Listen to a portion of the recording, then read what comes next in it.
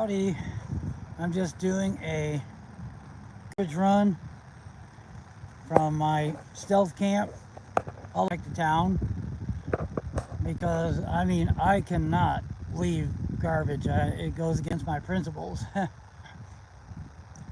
But instead of walking the quicker way, like down Highway 255, I decided to break that routine up and take this other route. This is a longer route. It's called Sheldon Road, and it's a longer route. It takes like over an hour to get to town going this way because this road meanders around. And this is kind of a cool view of Interstate 80. Kind of like, see all the woods around? And that, going that way is where I came, around the camp, going back to camp. And if you look down there, way out in the distance up there, you're gonna see DuBois. I don't know if it's gonna show up. Like I can see it with my eye, but I don't know if it shows very well on this live feed video. But it's out there, it's about up in that area. That's the town of DuBois. And up there, yonder, is exit 101.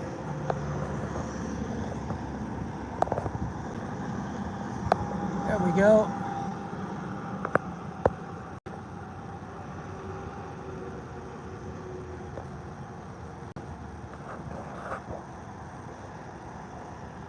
Now if we go this way, which you could walk back roads and go all the way to Clearfield, which is about 20 miles away, 10 miles to the next on-ramp this way.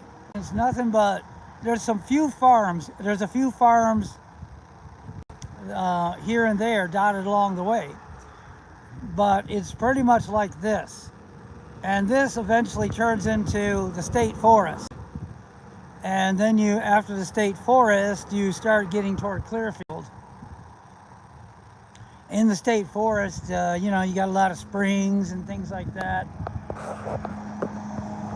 But yeah, this long route, I just wanted to take an extra walk today. And like I say, I want to break up the routine of going the same way all the time. If you're stealth camping, you don't want to go the same way all the time. Like the route, I'm camped out on a different road, and it's closer for me to continue to walk and go that route every time I go to town. Sure, it saved me a little trouble, but people start picking up on it. Hey David, I'm not sure who you are, but maybe you're a regular visitor of Noah Road. Now here's an interesting, this here, they do mining over here, and I'm not sure what it is. I think it's natural gas. Now let me see, might be able to show off a tree.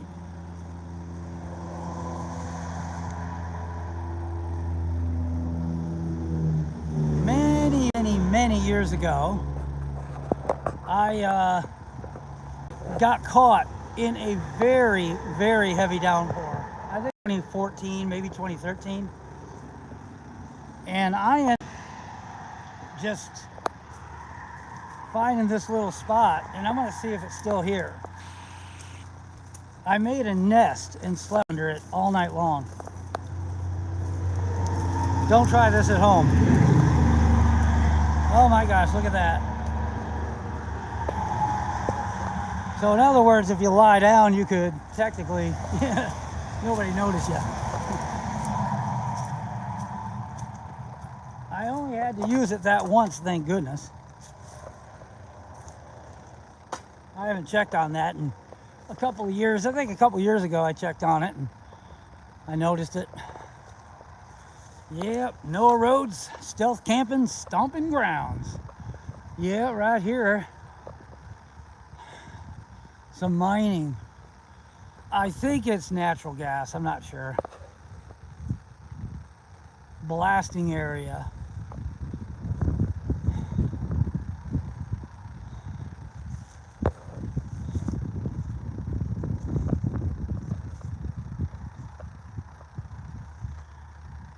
Site hazard training required. No trespassing. Authorized personnel only. Blasting area. Every now and then I hear boom, boom.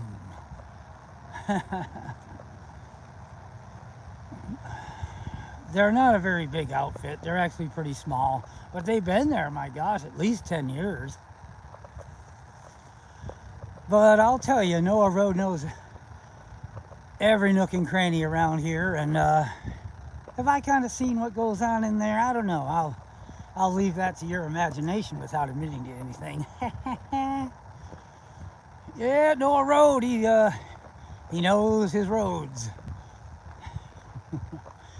Yep, but that's the one thing I do. It's I gotta take garbage back. Once I accumulate some cans, that's one thing I can't understand about other homeless people, unhoused, whatever you want to call them, is they're right in towns, 90% of them, and they just trash everything. It's like, what the heck? How can you let the garbage pile up? And they don't even wash the cans, and they got rats and infestations and bug infestations, and it's miserable, and they're all on drugs, and they can't get off they can't get off whatever they're on. And all they do is complain. And then these YouTube channels that are completely devoted to having these interviews with homeless people, and every single one of them got the same sad luck, hard luck story, and they're all hurting and they can't get off of their addictions. And it's like, what the heck is wrong with these people? I mean, obviously my heart goes out to the suffering, isolating the suffering, but the people themselves, if I kind of make a distinction between the suffering, which I do feel sorry for, and the person, the character of the person that's been revealed, when life has put the squeeze on them. You know what I'm saying? Life puts a squeeze on you, and it reveals your character. It doesn't make your character, it reveals it. And the character that's revealed in all of these people that I see on these YouTube channels that are devoted to these interviews with homeless people, I don't feel sorry for them themselves. They disgust me. And there's so many of them, and they're growing fast all over the place. That's why I stay here in this area, because there ain't any of them around here. And if they start coming in, I'll move to a smaller area and get the heck away from here. This place has really served its purpose. I have grown as a person and become a better version of myself. Really, by the seat of my pants, and without any safety net. I think this lifestyle, Noah Road, this area even, it's all played this amazing role in making me into the person that I am. I believe that there is a deeper understanding of chapter 1, verse 26, when it says, "Let us make man in our image." This is a little tidbit to leave you with. Yeah, I know we could find 1, 2, 3 things about that, but let's zone in on this mystical meaning. Let us make man in our image. Let us, meaning the man, the person, the woman, and God in collaboration to make and determine and to make the person that you will be tomorrow. Isn't that amazing? Think about that. Genesis chapter 1:26. Let us. That's God and the person in collaboration. Man makes I don't like to say free choice. There is nothing free about choice. We have open choice, not free choice. So with that open choice, God directs the steps. Man makes his plans with his open choice. This way, that way, that way, and infinite choices are lying before him at any moment. He chooses after plotting, and then God designs the steps based on the open choice of the person, which is the person and God collaborating together to become the person that man is going to be tomorrow. That's the mystical understanding, the Kabbalistic understanding of Genesis 1:26. Anyways, beautiful area, isn't it? What a beautiful life. It's amazing. I bet we're all going to miss it. You know what we're really here to do? We're here to pack our bags for a long trip. This is a long transmigration of the soul. And we're just here to pack our bags. Isn't that amazing? Isn't that beautiful? Yeah. Well, anyways, y'all, I want to make sure I get off the channel. So I want to get off, or I want to just shut the video down now, because I want to save battery power, because Noah Road doesn't have ready access to electricity. And I want to keep making videos. I do have battery packs, thank goodness. I recommend everybody getting those. But they do run out and they take forever to recharge. And the recharging process is never guaranteed when you're unhoused. You know, society we have to, anybody that's unhoused has got to be aware that society has priority over the unhoused. You know, it's just the way it is.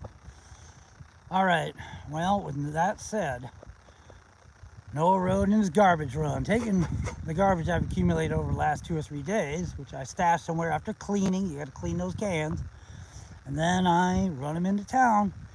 And like I say, I'm taking this route, the longer route, because I got to break up the routine.